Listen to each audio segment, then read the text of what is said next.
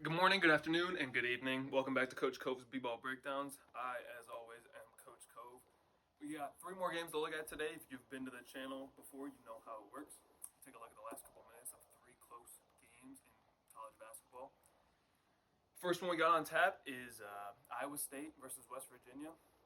One team with a really good start to the year in Iowa State. They're 16-6, 7-3 in the Big 12. They've beaten almost everyone in the Big 12. They've beaten TCU, Texas, Kansas State, Baylor, and Kansas. Whereas West Virginia, on the other hand, has lost to everyone basically in the Big 12. But they still have time to turn their season around. To finish the year, they have number 5 Texas, number 14 Baylor. Then they go to Texas Tech, Oklahoma State. Then they play number 9 Kansas. They have to play Iowa State again, and they finish the season by playing number 12 Kansas State. So, a couple wins in this final part of the season, they could find themselves in the big dance. Let's get into this game, though. We're going to have a 3-point game after Okonkwo hits one of these free throws. So we got a 3-point game, Iowa State. The first action we're going to see is this Trey King, number 0 in red. He's going to just get that slip right to the hoop. And you can see number 13, Jaron Holmes, their leading scorer. He's averaging 14 a game, shooting 39% from deep. He's going to look into King, but it's not there, so he just goes right for the dribble drive. Good use of the ball fake to get the defender up in the air. Good use of the ball fake and go right, dribble drive. He leaves his feet to make this pass, which is never a good idea because you're out of control as soon as you leave your feet to make this pass. And we get a deflection to Stevenson, but it goes out of bounds, and Iowa State retains possession of the ball. Number 1, that's Emmett Matthews Jr. Just leaving his feet, playing a little bit overzealous on the defensive end against Holmes, the leading scorer, as I said, for Iowa State. So we're going to get Lipsy, the point guard here for Iowa State. He's going to get a dribble drive off the ball screen, and then we get a kick out to Holmes, who just, he goes for a dribble drive on Matthews again, but it's sent into the first row by Okonkwo. Huge block there. Really spectacular stuff out of Okonkwo to rise up and get that one. On this inbound, we actually get a kick. Because of the kick, they put 20 on the clock. It's a kickball violation rather than just being out of bounds. We get a foul call off the ball on the inbound, so Iowa State's going to the line. Gill, that's Gill. Caleb Grill hits them both at the line for Iowa State, so it's down to 1 point. Iowa State sets up in this 1-3-1 look. You can see it right here. 1, 3, and 1. And in any zone look, you're attacking the elbow right on the free throw line here, either side of the elbow, and the short corner. Those are the free areas. So you're going to see West Virginia flash to this high post. Here comes Stevenson. They can't get it in. They're looking in all the time, but they go to Stevenson, who goes right at and around the defender. He gets the charge called on him, which is a highly controversial call in my opinion. I strongly disagree with this one. I'll tell you why in this replay. To me, it looks like Stevenson goes up strong. He leaves off 2 feet, and he goes right to the rim. And to me, it looks like he goes around the defender. He actually fouls out on this call. So their leading scorer, number 10, Eric Stevenson, who's averaging 14, 3, and 2, also shooting 38%, isn't going to play the last 2:20 of this game. You can see, I don't believe that he gets in front well enough, this Iowa State defender, to completely cut Stevenson's path to the basket off. I feel Stevenson does a good job of going around him and still getting the basket to go. I feel that's a block and 1 call. Doesn't go that way, though. That's Trey King, number 0 in red, who's drawn the charge call. So Stevenson's going to check out.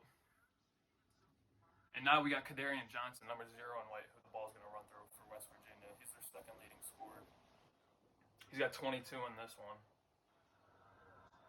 So here comes Iowa State. West Virginia is going to have really good ball pressure on this whole possession. They keep it pretty far outside the 3-point arc for most of the possession. And as soon as Lipsy gets his first dribble drive action, he coughs it up. It goes back to Lipsy. Here he comes. But Kadarian Johnson stays in front and draws the charge. He uses his feet and he just cuts off the pass to the basket. See how he was in front of Lipsy though? I feel that Trey King was not in front of Stevenson on the last possession. Lipsy is also checking out of the game. That's his fifth. Here's the zone look again. We're going to have the high post flash. We get a timeout call. Number 14 here. So you can see him. He comes to flash here, but the timing just isn't right. He's waiting for this action over here to develop. As soon as now the timing is there, so he's coming to fill the high post spot. And like I said, the short corner is also open. So Emmett Matthews Jr. is going to get a good look at the rim. Can't get it to go. Good rebound there from Caleb Brill. And Iowa State's got the ball, taking it down. Holmes goes right to the rim. Just goes right at Emmett Matthews Jr. And I'm sorry, that's Kadarian Johnson, who he used the dribble drive against. Looks like it's pretty close to being off 2 feet. And gets it to go off the glass. So Iowa State takes the lead. They're going to set up in the zone again. You'll see Wilson coming to flash. Here he comes. Spacing isn't great here. We got 4 guys on the same side of the court. Toussaint with the dribble drive, and we get a blocking call on that one. Maybe a little makeup for the controversial charge call, but again, it doesn't look like number 20 really gets completely in front. He's still moving to his right as Toussaint is going into him. So both teams in the double bonus. A lot of foul calls in this one, and Toussaint goes to the line, and he makes them both. So West Virginia takes the lead back. And Iowa State's going to have the ball in Jaron Holmes' hand right here, number 13, their leading scorer. Quick timeout. On the inbound, we get a little double ball screen going for him. He goes right at the defender. Puts it up with his left this time. A bit more off balance than his previous look. And he airballs it. Trey King gets the rebound, but he can't get it to go. And the putback opportunity goes out of bounds. Here's that zone look again. We got guys flashing to the high post, moving the ball on either side of the court. Looking in all the time, looking in to get the ball to either the high post or someone on the block the entire time. It's just covered. So this is a great pass from Toussaint. He gets it back to Johnson. Little wraparound pass. And Johnson puts up a good, strong looking three. Doesn't fall though. Iowa State can't corral the rebound. It goes out of bounds. So we got 20 on the shot clock. This one's going to be for Kadarian Johnson, who's right now inbounding the ball. He's coming along the three-point arc here. He's going to come get it and use the dribble drive. Trap comes at the top, uses the dribble drive, gets in deep. He's looking to pass, but it's just real clogged up. He's looking to make this dump to Okonkwo, but it's just there's a lot of guys in the paint, and it's a loose ball. Trey King gets a quick outlet to Grill. It looks like he's getting ready to take a layup, but Toussaint plays great defense here. It almost looks like a foul, but you'll see on the replay, Toussaint really just pulls the chair out from under him. He doesn't even make contact with Grill. They foul Toussaint and put him at the line again. After making that great defensive play, he's at the line to try and put him up by 3.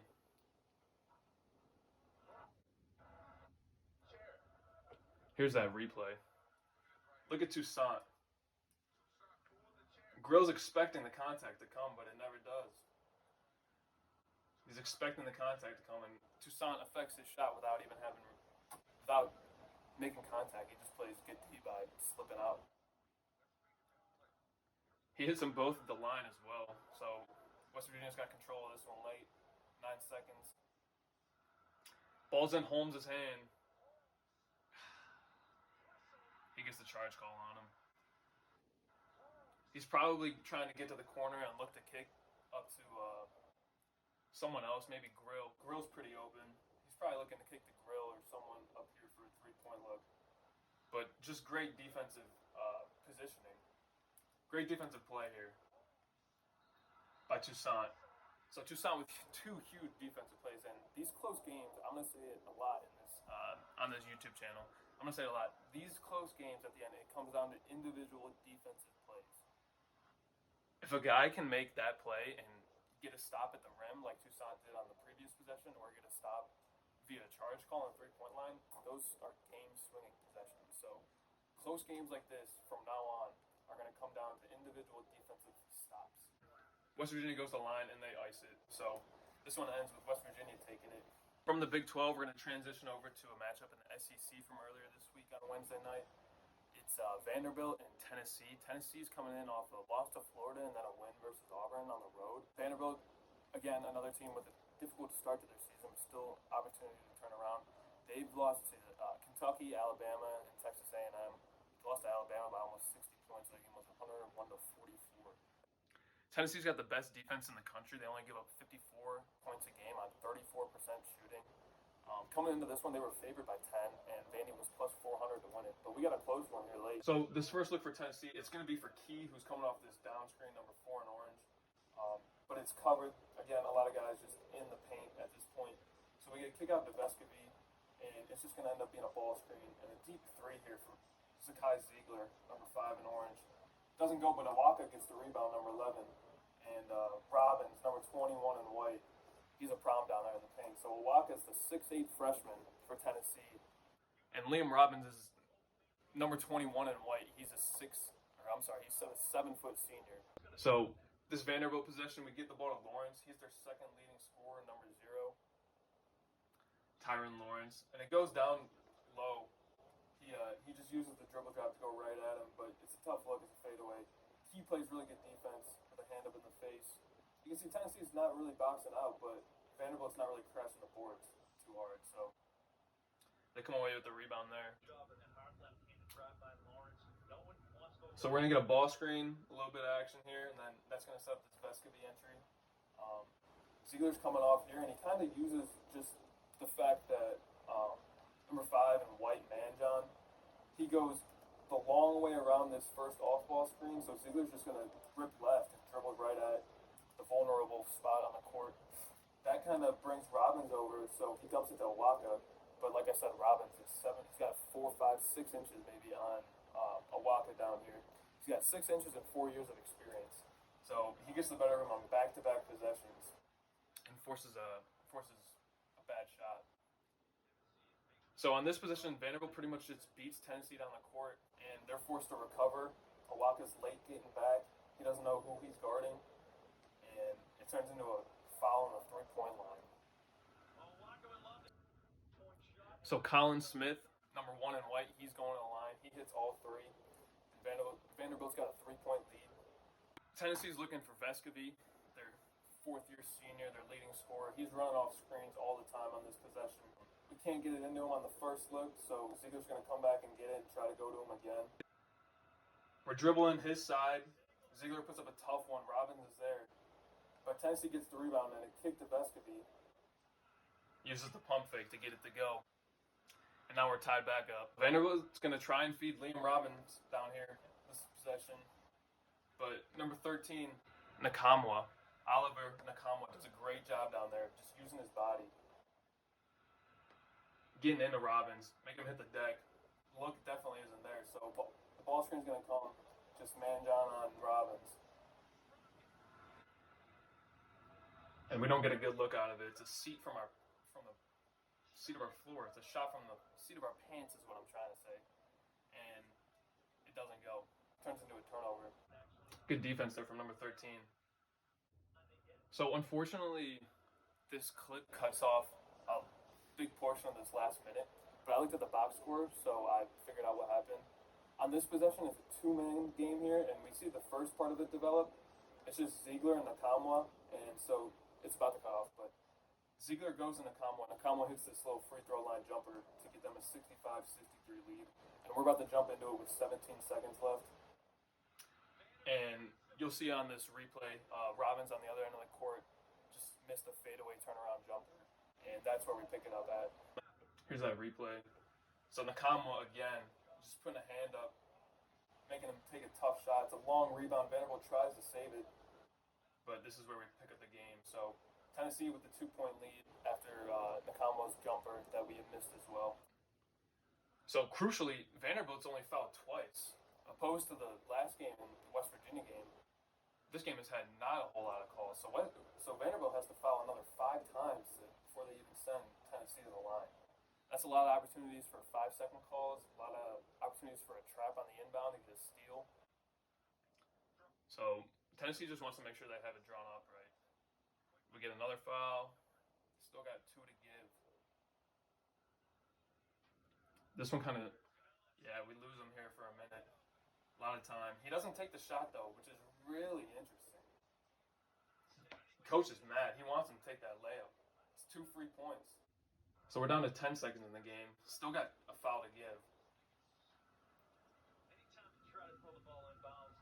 We get it in. Get a foul call. Down to 8.5 seconds to go. One more opportunity for Vanderbilt. Inbound underneath the hoop. We're just trying to get it to our best free throw shooter here. We get a timeout call. It's close to a 5-second, but they award the timeout to Tennessee.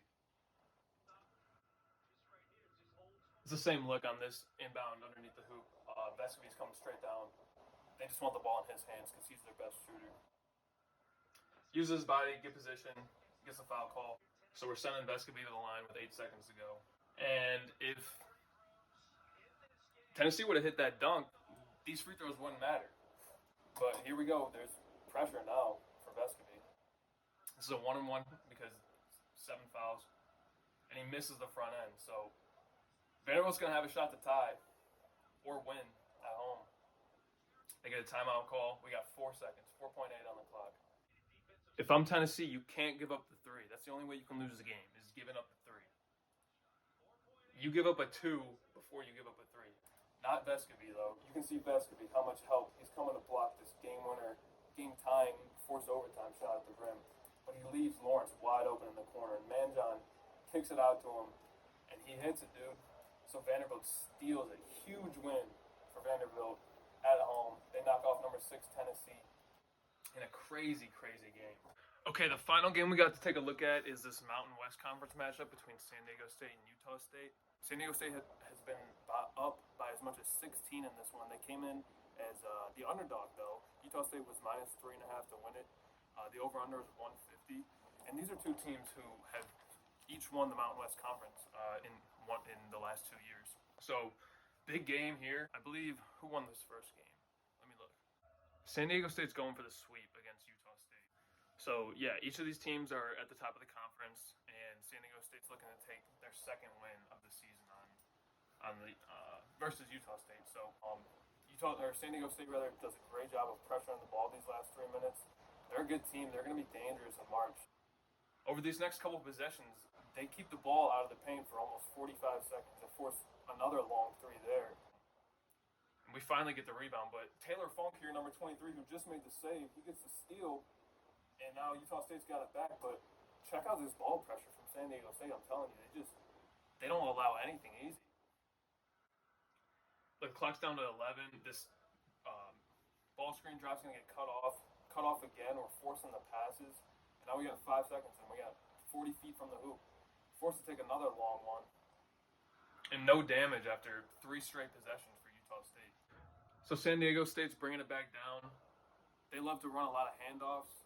It's basically just drive and kick off the handoffs. But on this one, Agueka Rope is going to get caught up with Sean Barstow and White. And we get a foul call on Barstow, who's trying to get over that handoff action. We get an inbound look here. Again with the handoffs. There's one, dribble drive, kick. Here comes another handoff. Micah Parsons is going to pull up. Look at Taylor Funk, though. Taylor Funk with this deke. He forces right there. He thinks, Micah Parrish, who has the ball in his hand. He thinks Taylor Funk is coming up to guard him, and he forces him to pull up. I'll let that play one more time. Just watch Taylor Funk, number 23. That little deke right there forces that shot, and it doesn't go. So, as I said, Utah State loves to run. So it goes from Barstow to Taylor Funk around the whole court. And he gets an easy layup in transition. 3-point game with 1:45 to go. We're going to get a handoff. Kick it. Here comes another handoff. Parrish has got it now. We get yet even one more handoff. We get a little post entry. But Funk is there. He's straight up on a Agaweka rope. They can't get it to go. But Micah Parrish is there to get the rebound. So they got another 20 seconds. They get it up to Butler, Lamont Butler, number 5 in black. He's going to take some air out of the ball here. Ball screen's coming for him. They're going to look in the post, but who's there? Taylor Funk. Taylor Funk gets position, he uses his body, and he gets in front of the post feed entry and makes it a tough pass. He gets the turnover, and like I said, the Aggies love to run. Utah State. They beat everyone down the court. What are you doing, though? I mean, Bairstow? Yeah, Bairstow. Dude, chest pass. Chest pass. What's the bounce for? Oh, that took the extra half second that got that defender there. So Dan Aiken hits both for Utah State. Down to a 1-point game. San Diego State burns a timeout. They're on a 9-0 run. Like I said, Aztecs were up by 16 in this one. So the ball's going to go into Matt Bradley, rather. On this possession. Actually, we get a foul call. They got one to give. San Diego State's trying to take some air out of the clock. We get a foul call right here. Pretty ticky-tacky, but refs are going to make them use that last foul. So there's going to be another 20 on the clock now. Honestly, not the best situation for Utah State. It goes right into Bradley, but he kicks it out because of the time, just to burn a little bit more off the clock. But Aztecs start getting sped up here. Adam Seiko, number 2, had the ball in his hands right there. He tries to set one. Here comes Leedy. He's trying to set another one. And Bradley's looking really sped up here. He tries to go off the glass. Doesn't go. The tips don't follow. No call is made, so Utah State's coming down in transition. They got 2 timeouts. They could burn one, but I got a 9-0 run going. I'm letting them play. Coach does call a timeout. And honestly, that's going to come back and bite him because this next possession on this inbound really isn't nothing special. It goes into Max Shulga, number 11 right here. And we don't even get a look for our guys. Taylor Funk is down here. He's averaging 14. Ashworth is right here. He's averaging 13 or 14 as well. 16 I have written down. But Max Shulga just uses a step back here and it doesn't go. We get Keyshawn Johnson with the rebound for the Aztecs. He's got 2 big free throws coming on the other end. Try and make it a 3-point game. There's another look at that shot. It's just not that good of a look with neither of your top 2 guys with the ball. I have written down that Ashworth is shooting 47% and Taylor Funk is shooting 41% from deep. And we went to Max Shulga on that possession. So like I said, here comes Keyshawn Johnson. 2 big ones.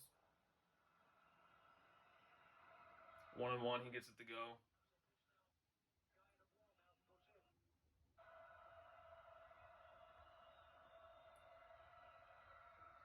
Second one doesn't go. Utah State calls a timeout. So now they got to go to the length of the court. It's a huge chuck. Gets tipped. Tipped by San Diego State. They overturn this call. They give it back to Utah State and put another 10th on the clock. So there's going to be 2 tenths on the clock with the ball underneath the rim. You can't catch and shoot. It's got to be a tap. They go to the corner and it gets tipped out of bounds, and that's how it ends. So San Diego State takes that one at Utah State. They sweep them in the regular season, and they look poised to win the Mountain West and make a return to the NCAA tournament, which I honestly am really excited to see. I think this team, I think they've gone Sweet 16 in the past. They're 19-5 in the Mountain West, and I think they got some guys who could take them well into the NCAA tournament. So we'll have to just wait and see. But I hope you enjoyed this episode, this film review from Coach Cove's B-Ball Breakdowns. We got more coming this weekend. Sunday is going to be another Super Sunday episode. This was an upset episode. We had 3 upsets, according to the odds by DraftKings. But yeah, just share it, like it, subscribe, stay tuned.